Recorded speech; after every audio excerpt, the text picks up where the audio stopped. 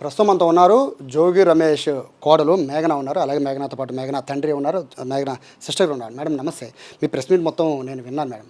So press మీట్లో నాకు కొన్ని డౌట్స్ వచ్చాయి. అందులో ప్రధానంగా ఏంటంటే ఈ థర్డ్ ఫ్లోర్ అనే ఒక అంశం నన్ను మీరు ఎక్కడైనా చూసారా ఇన్నాళ్లలో పెళ్ళైన ఈ సంవత్సరంలో అన్నారు. థర్డ్ ఫ్లోర్లో బందీఖానాగా ఉండిపోయారు మేఘన పెళ్ళైన దగ్గర నుంచి అనేది ఒక సమాచారం. అంటే నిజమేనండి, అది బందీఖానాగా ఉండిపోయారు థర్డ్ ఫ్లోర్లో? ఏం జరిగింది? అంటే వాస్తవంగా పెళ్ళైన స్టార్టింగ్ నుంచి కూడా నాకు ఫ్రీడమ్ అయితే లేదు ఇంట్లో ఏ రోజు కూడా. అంటే ఇంట్లోనే కాదు, మనుషులతో కూడా ఫ్రీడమ్ లేదు నాకు ఎక్కడ.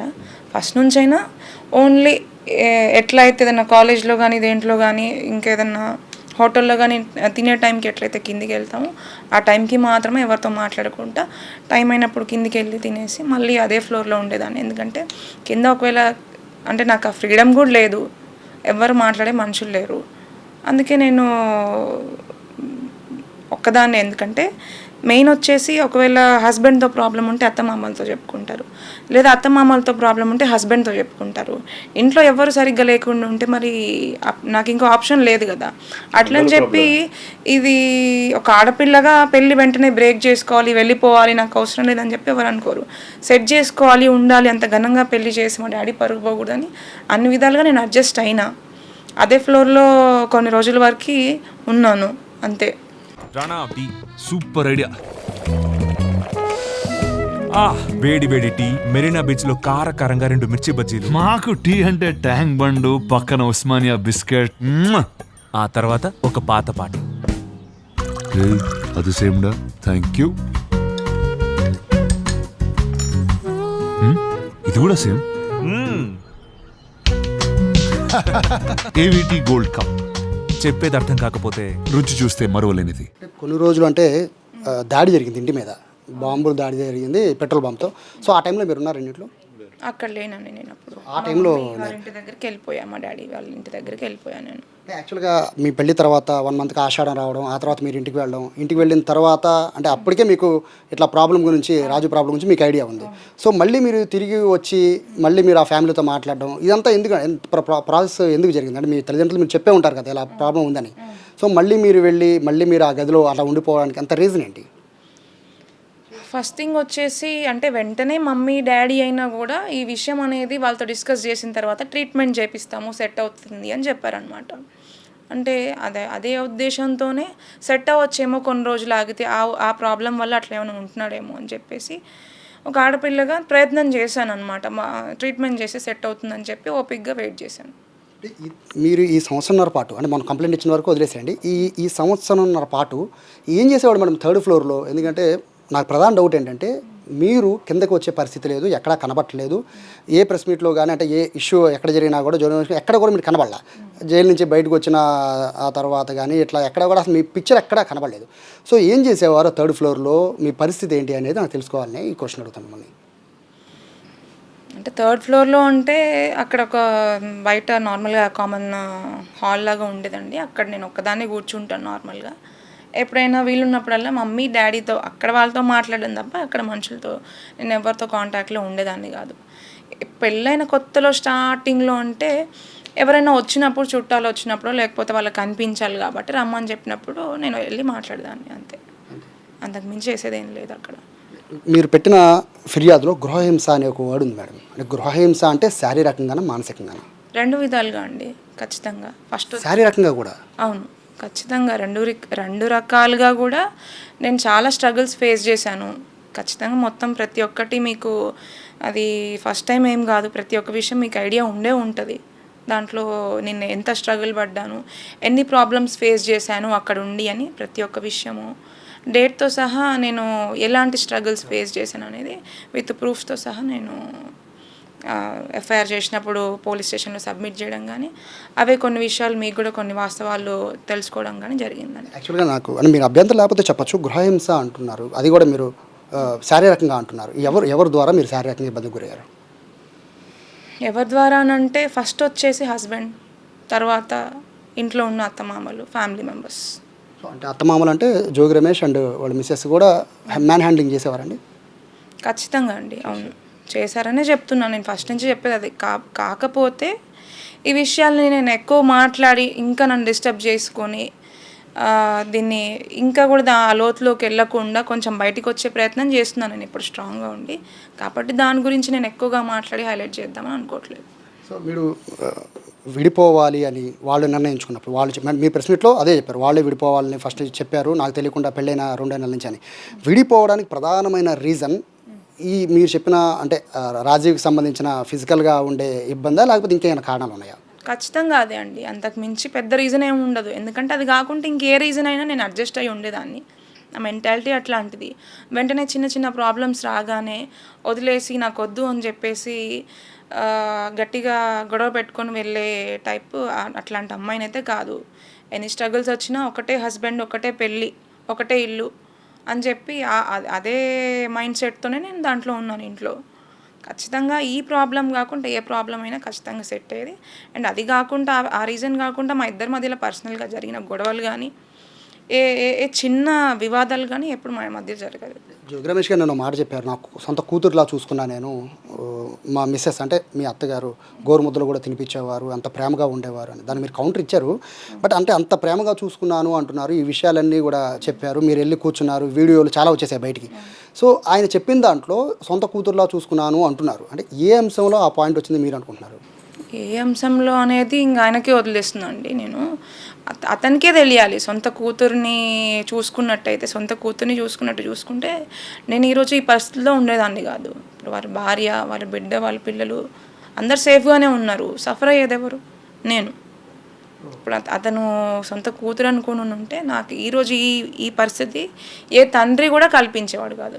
ఖచ్చితంగా మా డాడీకి కానీ మమ్మీకి కానీ నేను పడ్డ స్ట్రగుల్ ఏంటి, నేను పడ్డ బాధలు ఏంటి, వాళ్ళు ప్రతి ఒక్కటి పక్క నుండి చూశారు. అదే మా తండ్రి ఉంటే ఖచ్చితంగా నాకు ఇంకా 2 అక్కలు ఉన్నారు. వాళ్ళని ఈ సిచ్యువేషన్లో పెడితే మా డాడీకి ఎట్లా ఉంటుంది? వాళ్ళు ఆ సిచ్యువేషన్లో నన్ను అయితే పెట్టరు కదా.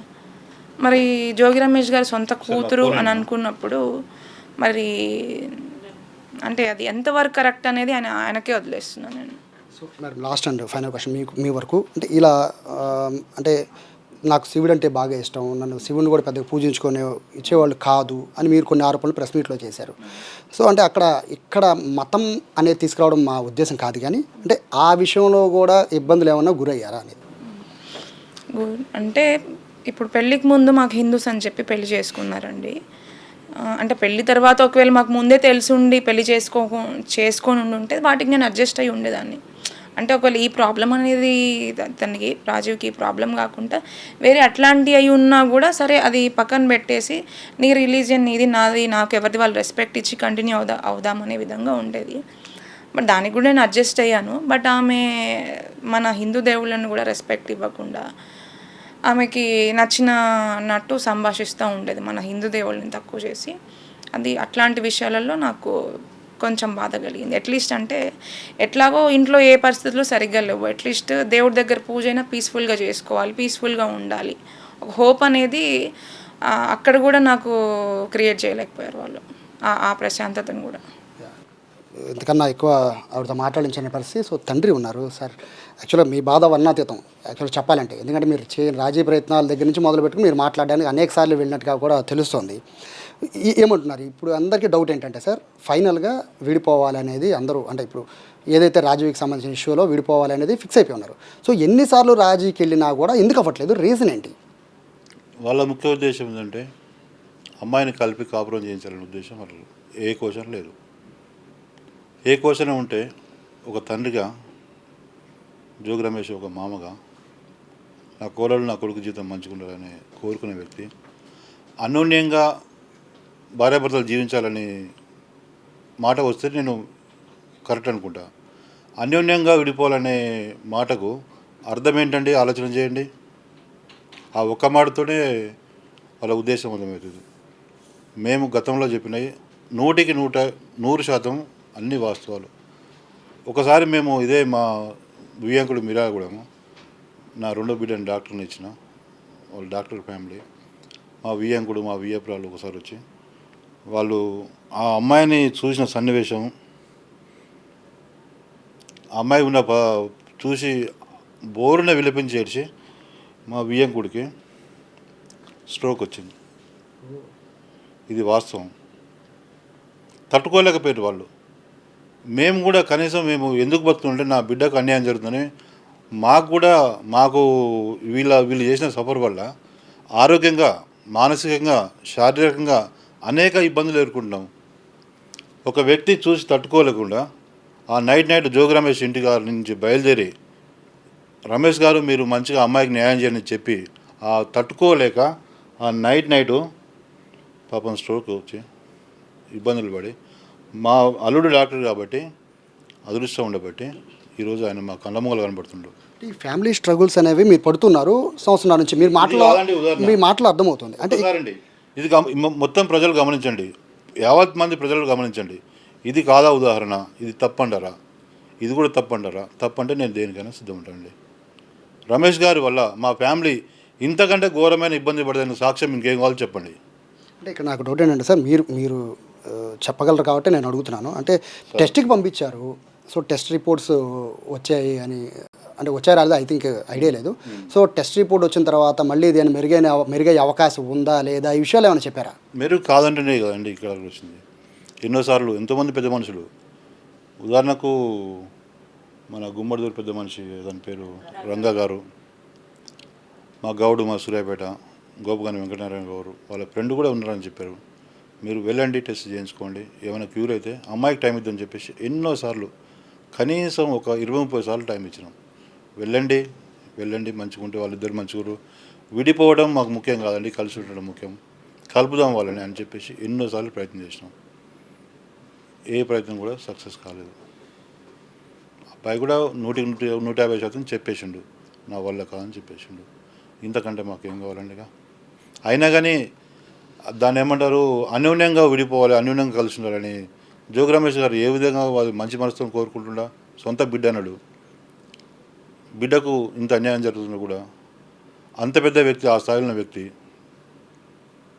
ప్రజా సమస్యలు పట్టించుకొని ప్రజల్లో తిరిగే వ్యక్తి, చిన్న సమస్య అండి, చిన్న సమస్య, అబ్బాయి కావచ్చు, మీ ఇంటికి వచ్చిన కోడలు కావచ్చు, ఇంకేదైనా కావచ్చు, నీ బిడ్డ కావచ్చు, నీ బిడ్డ లాంటిది కావచ్చు, మీరు న్యాయం చేయలేరా అని అడుగుతున్నా. సో ఫైనల్గా చెప్పండి సార్, అదనపు కట్నం అనే దాన్ని కోట్ చేశారు ఫిర్యాదులో. సరే మీకు కట్నం ఎంత ఇచ్చారో చెప్తే చెప్పండి, లేదు. బట్ అదనపు కట్నం అంటున్నారు, అది మీకు సమస్య తెలిసే నెల రోజుల్లో సమస్య తెలిసింది, అమ్మాయి సమస్య. సో అదనపు కట్నానికి ఎప్పుడు మీకు ప్రెషర్ పెట్టారు, ఎంత తెమ్మని అడిగారు? వాస్తవానికి సార్, మేము వాళ్లకు సమానంగానే మేము మా పాపకి ఇవ్వాలనుకున్నాం, వాళ్ళకున్న దాని ప్రకారం. అయినా కానీ మరి వాళ్ళు కావాలని, అబ్బాయికి ఉన్న ప్రాబ్లం ఎక్కడైతే బయటపడదని చెప్పేసి ఏదో విధంగా వాళ్ళు ఈ విషయాన్ని ముందు తీసుకొచ్చి, ఇంకా కట్నం వెంటనే పెళ్ళైన ఒక 15 డేస్ నుంచే 15 డేస్కే ఆషాఢ మాసం వచ్చింది. ఆషాఢ మాసంలో వాళ్ళ జోగి రమేష్ గారి భార్య శకుంతల గారు ఫోన్ చేసి, ఇంకో కారు తీసుకురండి, ఇంకో కట్నం తీసుకురండి, ఇంకో డబ్బులు తీసుకురండి, ఏం చేశారు, ఏమో ఆకట్టుకున్నారని మాట్లాడిన ప్రతి ఒక్క ఎవిడెన్స్ మా దగ్గర ఉన్నది. ఇది ఏది కూడా ఏఐ వీడియోలని ఈ మధ్య ఏదో కొత్తగా ఏఐ వీడియోలకు ఏళ్ళు సృష్టించే అవసరం మాకు ఏమాత్రం లేదు. అట్లాంటి వ్యక్తులు మేము కాదు, ముఖ్యంగా మా చీట్ చేసే ఫ్యామిలీ కాదు. మేము ఏదైనా మాట్లాడినా కానీ కరెక్ట్గా మాట్లాడతాం, 100% జెన్యూన్ అయి ఉంటాం. జెన్యూన్ మీ ఫ్యామిలీ ఇష్యూ కాస్త ఇప్పుడు పొలిటికల్ ఇష్యూ అయిపోయింది, మీకు తెలిసే ఉంటుంది. దాని నుంచి పూర్తిగా పొలిటికల్ టర్న్ తీసుకుంది. మీరెందుకు స్థానిక ఎమ్మెల్యే వసంత కృష్ణప్రసాద్ ఇంటికి వెళ్ళారు? అంటే జోగి రమేష్ ఫ్యామిలీ కాబట్టి న్యాయం జరగట్లేదని వెళ్ళారని చెప్పి ప్రెస్ మీట్లో మేడం చెప్తున్నారు. అంటే ఇదే కారణమా, లేకపోతే వెనకాల ఉన్న రాజకీయంగా ఏమన్నా ఈ కేసుని అటు నుంచి మలచాలి అని ఏమన్నా ఆలోచన చేశారా? రాజకీయ ఉద్దేశం ఉంటే మేము ఫస్ట్ టీడీపీ వాళ్ళ కాడికి పోయేవాళ్ళం, లేదు అంటే ఇతను మన చంద్రబాబు నాయుడు గారి దగ్గర వెళ్ళేవాళ్ళం, లోకేష్ గారి దగ్గరికి వెళ్ళేవాళ్ళం, పవన్ గారి వాళ్ళ దగ్గరికి వెళ్ళేవాళ్ళం. ఫస్ట్ ఏం చేసాం, మేము హైదరాబాద్లో వెల్లంపల్లి శ్రీనివాస్ గారి ఇంటికి పోయినాం. సార్ మా పరిస్థితి అండి, నా బిడ్డకు పలానా రమేష్ గారి వల్ల ఇబ్బంది జరుగుతుంది, మీకు కొద్దిగా మంచి పరిచయం ఉన్న వ్యక్తి, మీకు పరిచయం బాగున్నారు, మాకు న్యాయం చేయండి సార్ అని చెప్పి వాళ్ళ ఇంటికి పోయినాం. హైదరాబాద్కి వెళ్ళాం. వెళ్ళిన తర్వాత మళ్ళీ 2 సార్లు వచ్చేసి మేము ఇట్లా సంగతి అండి చాలా ఇబ్బంది పడుతున్నాం, చాలా టైం కూడా ఏంటంటే 1 year దాటింది, మేము అనేక రకాల ఇబ్బంది పడుతున్నాం అని చెప్పేసి అంటే మళ్ళీ ఒకసారి మన సజ్జల రామకృష్ణారెడ్డి వారింటికి వెళ్ళాము. వారు చెప్పినది కూడా విన్నాం. ఏదైతే సెటిల్మెంట్ చేసారో ఆ సెటిల్మెంట్కి మేము ఒప్పుకొని, ఏదైతే వాళ్ళు టైం చెప్పారో ఒక 1 వీక్లో మీరు అంతా క్లియర్ చేసుకుని అమ్మాయికి న్యాయం చేయి, నా సొంత బిడ్డ అని చెప్పారు. నేను ఇప్పటికీ గౌరవం చెప్పుకుంటున్నాను వాళ్ళని. సజ్జల రామకృష్ణారెడ్డి గారు నా సొంత కూతురు, నా కూతురుకు ఆడపిల్ల నువ్వు అన్యాయం కావద్దమ్మా, నీకు సేఫ్ సైడ్ ఉండాలి, నీకు మంచి లైఫ్ ఉండాలి, నువ్వు మంచి జీవితాలు ఉండాలి, ఇదంతా వదిలిపెట్టండి, ఎంత మర్చిపోండి, ఒక కళ్ళలాగా వరకండి, రోడ్డు మీద పోతుంటే యాక్సిడెంట్ అనుకోండి, వదిలేసామా, నేను మంచి కొత్త జీవితాన్ని ఎత్తుకొని చెప్పంటే సరే సార్ మీరు ఎట్లా చెప్తారు అట్లుంటామని వారి మాటలతో విన్నాం. అయినా కానీ రమేష్ గారు ముందుకు రాలేదు. ఈ మధ్య కాలంలో మన అవినాష్ గారు వారిని పెట్టాం ముందు, అయినా కానీ ముందుకు రాలేదు.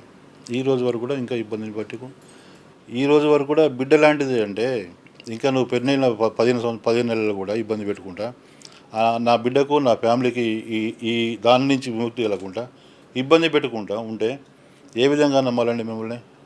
మేము ఏ విధంగా ఎప్పుడు బయటకు రావాలి? వీళ్ళ నుండి మాకు థ్రెట్ కూడా ఖచ్చితంగా ఉన్నదండి. వీళ్ళు చెప్పారు గతంలోనే మా దగ్గర ఏ బ్యాచ్ ఉందో ఆ బ్యాచ్ అని చేసి 2 బ్యాచ్ల పేర్లు చెప్పారు. వాస్తవాన్ని కూడా చేసుండొచ్చు. మాకు అనుమానాలు కూడా అదే ఉన్నాయి. మేము ఎక్కడికి పోతే అక్కడ మాకు కార్లు వెంటాడడం, ఏదో రావడం చేయడం జరుగుతుంది. వాళ్ళ వల్ల మాకు ప్రాణభయం కూడా ఉంది. వీళ్ళందరి వల్ల న్యాయం జరగకపోతే లోకల్ ఎమ్మెల్యే వసంతకృష్ణ ప్రసాద్ గారిని కలిసినాం. సార్ నా అమ్మాయికి నా బిడ్డకి న్యాయం 3 సార్లు పోయినాం సార్, ఒక్కసారి కాదు 2 సార్లు కాదు 3 సార్లు పోయినాం. వారి ఇంటికి ఒకసారి వెళ్ళాము, ఒకసారి ఆఫీస్కి వెళ్ళాము. మీ అట్లాంటి వీడియోలు ఉంటే మళ్ళీ కూడా చెప్తున్నాండి, అట్లాంటి మేము వాళ్ళ ఇంటికి వెళ్ళిన వీడియో కానీ ఉంటే పెట్టండి సార్. నేనే చెప్తున్నా, ఓన్లీ న్యాయం కోసం పోయినా, నా బిడ్డకు జరిగిన అన్యాయం చెప్పడానికి కోసం పోయినాను. ఎక్కడ కూడా నేను ఇంతవరకు ఎంతమంది పెద్ద మనుషుల తీసుకొని పోయి చేసినా కానీ మమ్మల్ని ఇబ్బంది పెడుతున్నాండి. వాళ్ళని కొనేస్తుండు, వాళ్ళని ముందుకు రాకుండా చేస్తుండు, చాలా ఇబ్బంది పెడుతుంది మా పెద్ద మనుషులు కూడా. ఎవరిని రాకుండా చేస్తుంటే ఎవరు కూడా మాట్లాడలేకపోతారు ఆయన ముందు. మాకు మీరే న్యాయం చేయండి, మీ ద్వారా నా న్యాయం కావాలని చెప్పేసి పోయి కోరుకుంటాం. మాకు తప్పులేదు. కనీసం మాట్లాడే స్వేచ్ఛ లేకుండా, ఒక ఏది లేకుండా ఇంకేదో గ్యాగ్ ఆర్డరు ఆయన తీసుకొచ్చి ఒక మనిషికి భావ ప్రకటనకు, ఒక బాధని వ్యక్తం చేసే హక్కు కూడా మనిషికి లేకపోతే ఇది ఎంతవరకు న్యాయం అండి ఇది?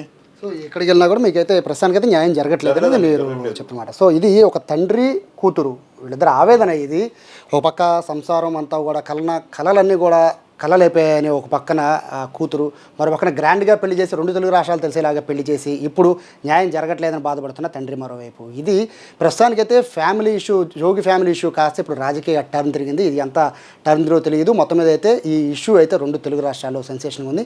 న్యాయం జరగాలి అని అయితే ఈ ఫ్యామిలీ కోరుకుంటుంది. దీనికి సంబంధించి ఖచ్చితంగా ఇంకా ఫర్దర్గా ముందుకు వెళ్తాం తప్ప ఖచ్చితంగా న్యాయం జరిగేంత వరకు పోరాడతామని చెప్పి ఇవాళ ఫ్యామిలీ చెప్తున్నారు. కెమెరా పర్సన్ కృష్ణతో సాయి, సుమన్ టీవీ, విజయవాడ నుంచి.